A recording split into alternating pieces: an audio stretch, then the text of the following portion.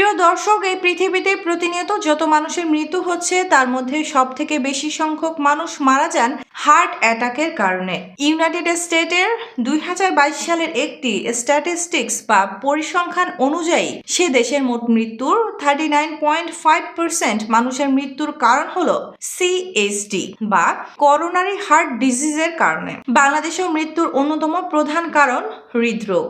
29 September 2025 সালের বাংলাদেশের দৈনিক প্রথম আলোর একটি প্রতিবেদন অনুযায়ী বাংলাদেশের প্রতিদিন গড়ে প্রায় 562 জন মানুষ মারা যাচ্ছেন শুধুমাত্র হৃদরোগের কারণে, এবং বাংলাদেশে বর্তমানে হৃদরোগে ভুগছেন প্রায় 1,62,62,190 জন মানুষ।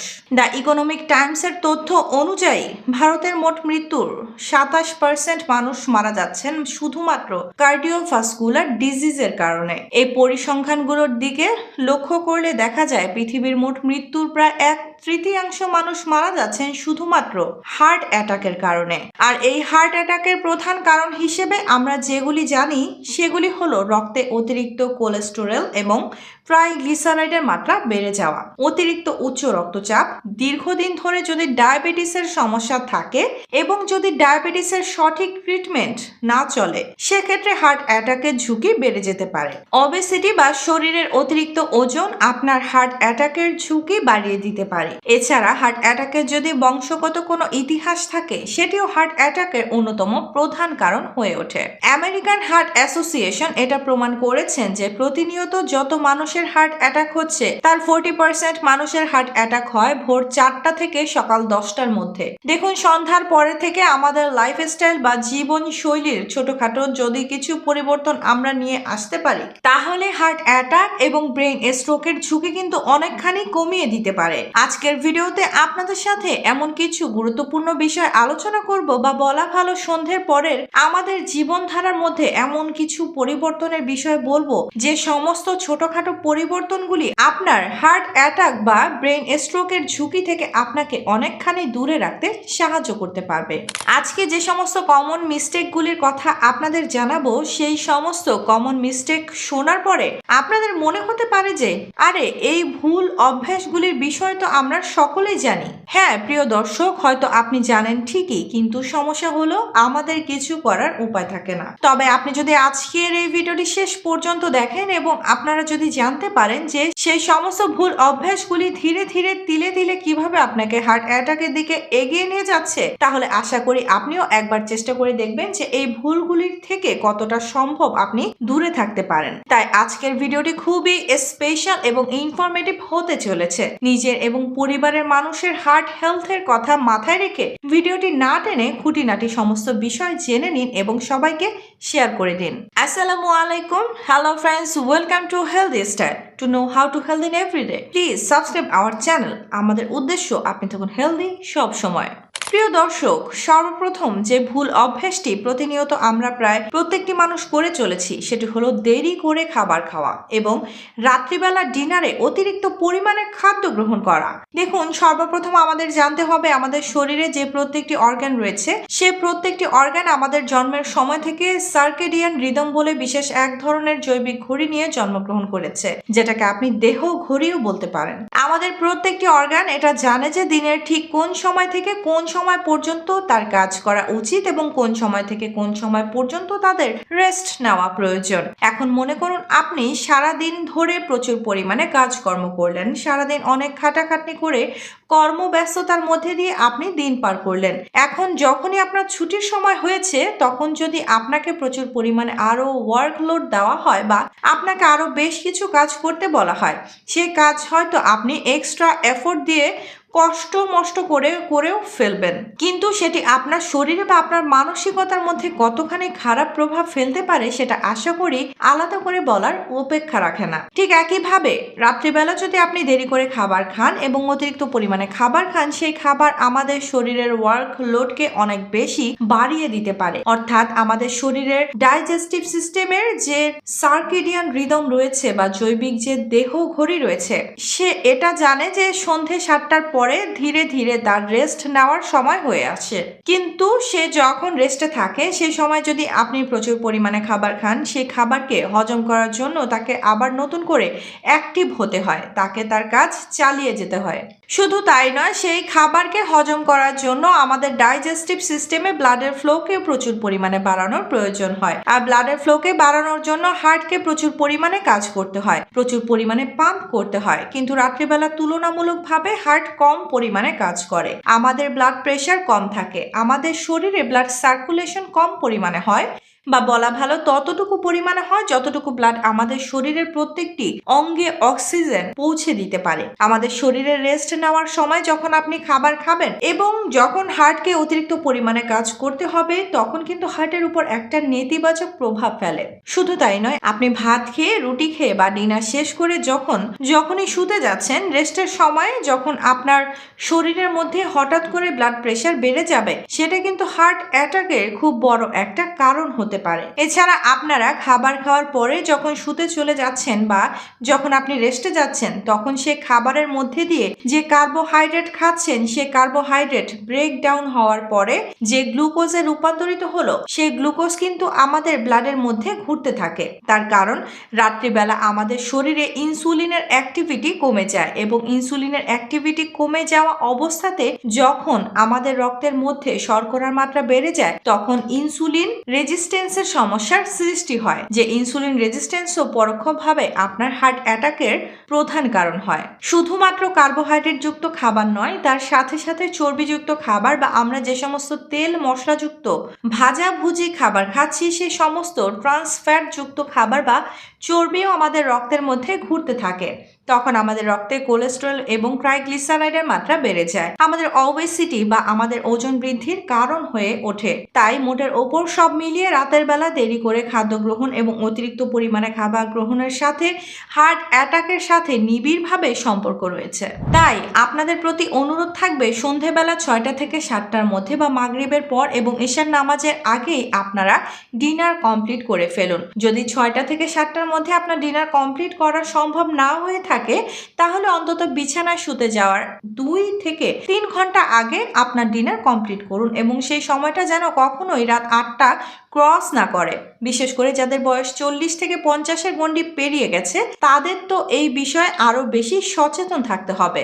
পরবর্তী যে অভ্যাসটির কথা বলবো, সেটি হলো অতিরিক্ত স্ক্রিন টাইম। দেখুন, আজকাল social media, OTT platform, web series, নাটক, সিরিয়াল, সিনেমা ইত্যাদি এই সমস্ত জিনিসগুলি আমাদের জীবনের সাথে এমন ঘনিষ্ঠ রূপে জড়িত রয়েছে, যার জন্য ধীরে ধীরে আমাদের স্ক্রিন টাইম কিন্তু বৃদ্ধি পাচ্ছে। আমরা মোবাইলের মাধ্যমে, টিভির মাধ্যমে, ল্যাপটপের মাধ্যমে সারাদিনে প্রচুর পরিমাণে স্ক্রিন টাইম অতিবাহিত করছি।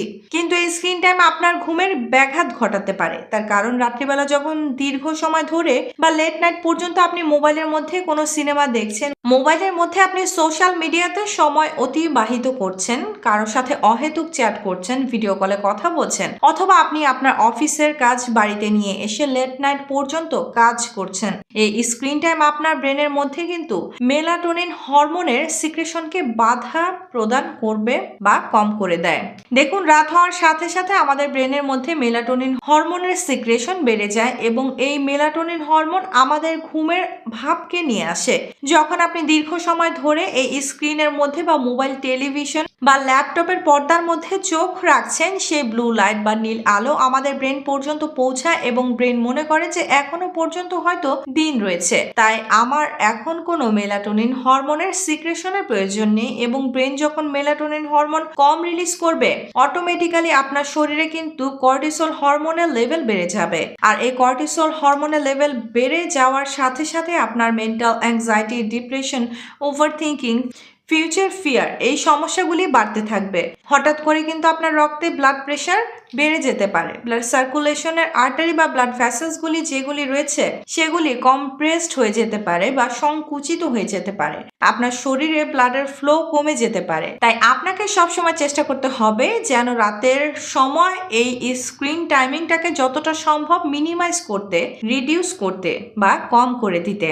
শুধু তাই নয়, মনে করুন আপনি মোবাইলের মধ্যে বসে কোনো সিনেমা বা ওয়েব সিরিজ দেখছেন, তার সাথে সাথে কিছু না কিছু খাবার আপনার মুখের মধ্যে সাপ্লাই করে যাচ্ছেন। সেটা হতে পারে পপকর্ন, চিপস, চানাচুর, মুড়ি, chocolate, cold drinks, pizza, burger ইত্যাদি। ঠিক এই কারণে আপনার শরীরে অতিরিক্ত ক্যালোরি বাড়তে পারে। বা মনে করুন আপনি যতটুকু সময় বসে বসে মোবাইল দেখছেন, সেই সময়টুকু যদি আপনি বাড়ির মধ্যে হাঁটাহাঁটি করেন বা পায়চারি করেন, সেটা কিন্তু আপনার শরীর চর্চা হতে পারে। আপনি দীর্ঘ সময় ধরে যখন বসে থাকবেন, তখন কিন্তু আপনার ওজন বাড়ার চান্সও একটা থেকে যায়। এছাড়া সারাদিন দীর্ঘ সময় ধরে যদি আপনি বসে বসে মোবাইল, ল্যাপটপ বা টিভির সাথে সময় অতিবাহিত করেন, আপনার শরীরে ব্লাডের ফ্লো কমে যেতে পারে এবং এই ব্লাডের ফ্লো কমে গেলে সহজে আপনার শরীরে রক্ত জমাট বাঁধার ঝুঁকি একটা থেকে যায়, যে রক্ত জমাট বাঁধা কিন্তু আপনার হার্ট অ্যাটাকের বা ব্রেন স্ট্রোকের কারণ হতে পারে। তাই সব মিলিয়ে যতটা সম্ভব এই স্ক্রিন টাইম আপনাকে কম করে দিতে হবে।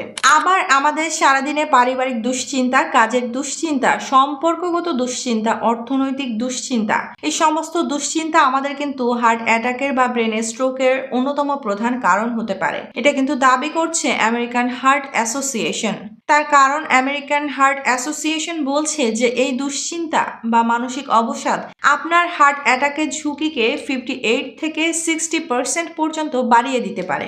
আপনি যখন রাত্রিবেলাতে এই মানসিক দুশ্চিন্তা বা অবসাদ আপনার মনের মধ্যে পুষে রাখছেন, তখন আপনার শরীরের মধ্যে অ্যাড্রিনালিন এবং কর্টিসল হরমোন নামক বিশেষ দুই ধরনের স্ট্রেস হরমোন রিলিজ হয়ে থাকে এবং এই দুই ধরনের স্ট্রেস হরমোন আমাদের শরীরে ফাইট অর ফ্লাইট মুডকে অ্যাক্টিভ করে দেয়। ফাইট অর ফ্লাইট মুড আমাদের শরীরে হঠাৎ করে রক্তচাপকে বাড়িয়ে দিতে পারে, আমাদের ব্লাড সার্কুলেশনের আর্টারিগুলিকে সংকুচিত করে দিতে পারে, আমাদের হার্টের কার্যক্ষমতাকে বিকল করতে পারে, যেটি হার্ট অ্যাটাকের বা ব্রেন স্ট্রোকের প্রধান কারণ হয়।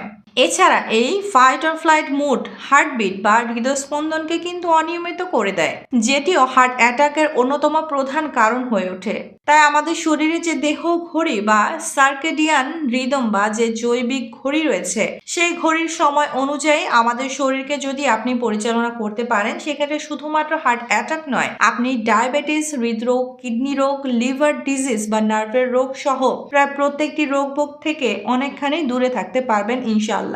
আপনাকে সবসময় চেষ্টা করতে হবে বাড়িতে অন্তত রাত্রিবেলাতে মানসিক দুশ্চিন্তা বা অবসাদ যতটা সম্ভব কম করা যায়। সেজন্য আপনি আপনার পছন্দের লেখকের বই পড়তে পারেন, আপনি আপনার পছন্দের শিল্পীর গান শুনতে পারেন, আপনার গৃহপালিত পশুর সাথে বা আপনার বাড়ির বাচ্চাদের সাথে সময় অতিবাহিত করতে পারেন, আপনি ছবি আঁকতে পারেন, আপনি মেডিটেশন করতে পারেন, আপনি আপনার পছন্দের যে কোনো প্রকারের অর্থবহ কার্যকলাপ করতে পারেন। প্র্যাকটিসিং মুসলিম হলে কিছুক্ষণ কোরআন শরীফ পড়তে পারেন, কোরআনের তেলাওয়াত শুনতে পারেন, নবীদের জীবনী পড়তে পারেন, পরকাল নিয়ে কিছুক্ষণ চিন্তা ভাবনা করতে পারেন বা গভীর মনোযোগ দিয়ে আল্লাহ এবং পরকাল নিয়ে 30 মিনিট ধ্যান করতে পারেন, কিছুক্ষণ শ্বাস প্রশ্বাসের ব্যায়াম করতে পারেন। এই অর্থবহ কাজগুলি আপনার মানসিক দুশ্চিন্তা বা অবসাদকে অনেকখানি কম করে দেয়।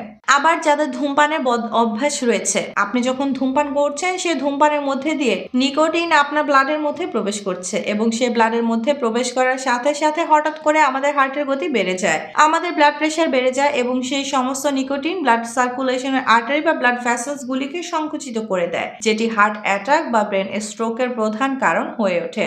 এবং সেই সমস্ত নিকোটিন যখন আমাদের ব্লাড সার্কুলেশনের আর্টারি বা ব্লাড ভেসেলস গুলির মধ্যে গিয়ে জমাট বাঁধে, রক্ত চলাচলের বাধা সৃষ্টি করছে, সেটিও কিন্তু হার্ট অ্যাটাকের কারণ হতে পারে।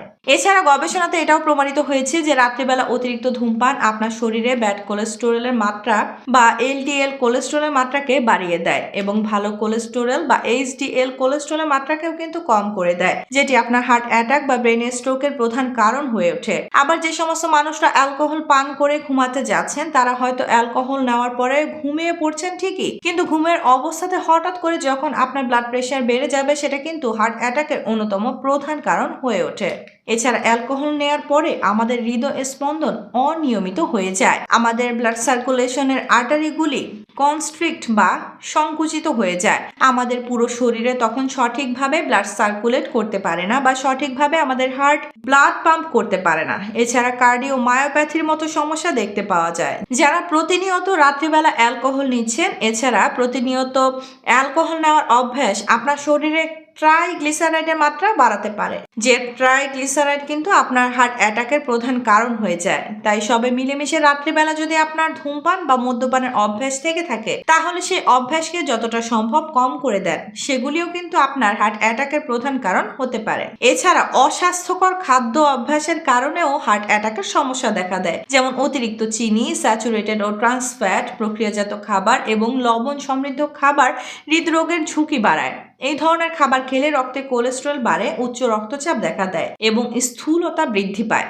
এছাড়া মেটাবলিক সিনড্রোম নামে একটি বিষয় আছে, অর্থাৎ এটি এমন একটি অবস্থা যেখানে পেটে অতিরিক্ত চর্বি, উচ্চ রক্তচাপ, উচ্চ রক্ত শর্করা এবং অস্বাভাবিক কোলেস্টেরলের মাত্রা অনেক বেড়ে গিয়ে থাকে।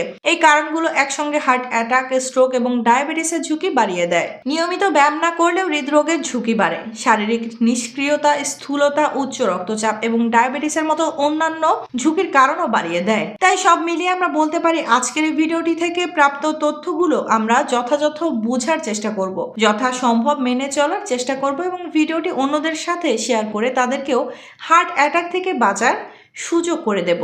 বিশেষ দ্রষ্টব্য: আপনার যে কোনো ধরনের স্বাস্থ্য সমস্যা দেখা দিলে অবশ্যই নিকটবর্তী একজন ডক্টরের সঙ্গে যোগাযোগ করুন এবং ডক্টরের পরামর্শ মেনে চলুন। আশা করি ভিডিওটি আপনাদের ভালো লেগেছে, ইনফরমেটিভ লেগেছে। যদি ভালো লেগে থাকে তাহলে অবশ্যই ভিডিওটিকে লাইক করবেন। এখনো পর্যন্ত আমাদের ইউটিউব চ্যানেলটি আপনারা যদি সাবস্ক্রাইব না করে থাকেন তাহলে অবশ্যই চ্যানেলটিকে সাবস্ক্রাইব করে পাশে থাকা বেল আইকনে প্রেস করে রাখার অনুরোধ রইল। ইনশাআল্লাহ খুব শীঘ্রই দেখা হচ্ছে এরকম ইনফরমেটিভ এবং স্বাস্থ্য উপকারী ভিডিওর সাথে। ততক্ষণ নিজেদের খেয়াল রাখবেন। আপনাদের সুস্থতা এবং দীর্ঘ কামনা করছি। আল্লাহ হাফেজ।